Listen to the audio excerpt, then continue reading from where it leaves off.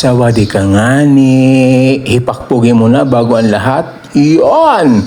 Good morning, my neighbor! Nag-request si Commander Bawang na kung pwede daw ay gulay naman at nauumay na daw sa karne. Ay, maigilat ako'y may naahalwat pa doon sa pinamili namin na latoy.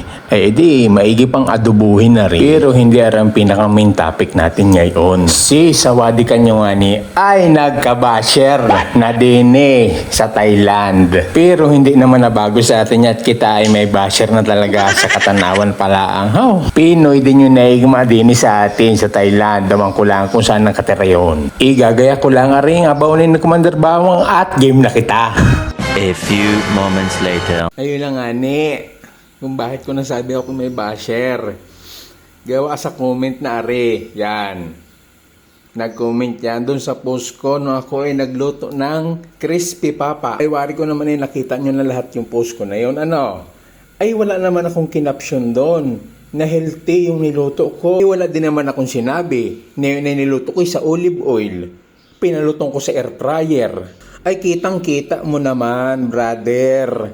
Nalulunod sa mantika yun. Hindi talaga healthy yun. Tsaka unang-una, may nakita kagad sa page ko na healthy cooking ni Sawadi Kangani. Ay di kat wala. Ang akin ay luto seryang inagawa ko. Tsaka yung sinabi mo na sunog, ay brother, may tendency talaga masunog yon, yung kaunting part nun. Gawa lang, yung pinaglutoan ko ay sakto lang yung bilog doon sa laki ng crispy pata. Alam mo naman na hindi makakahinga yung karne pag sobrang sikip ng paglutuan mo. Yun ay kung nanggakusina ka. Ngayon brother, kung na-trigger ka sa inaluto ko at ikay health conscious, ay sorry, hindi ito para sa iyong page na ito. Ako ay naging health conscious din naman nung una.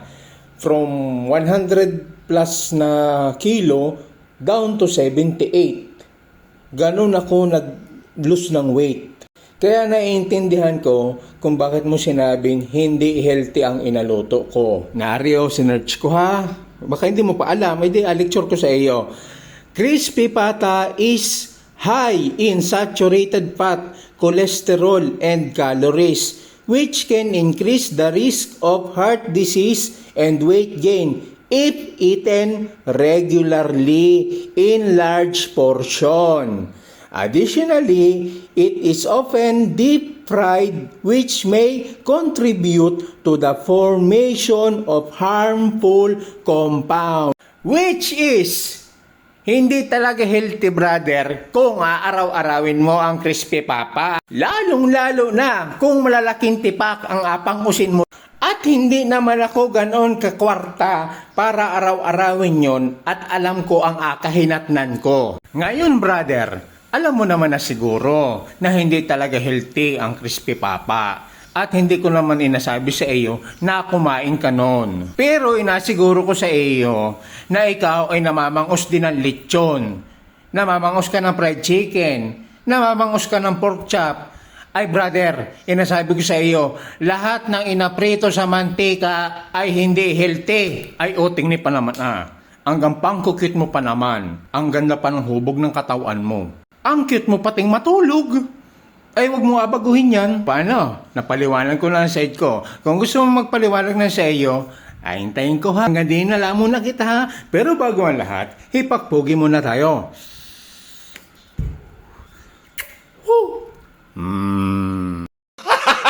Gago!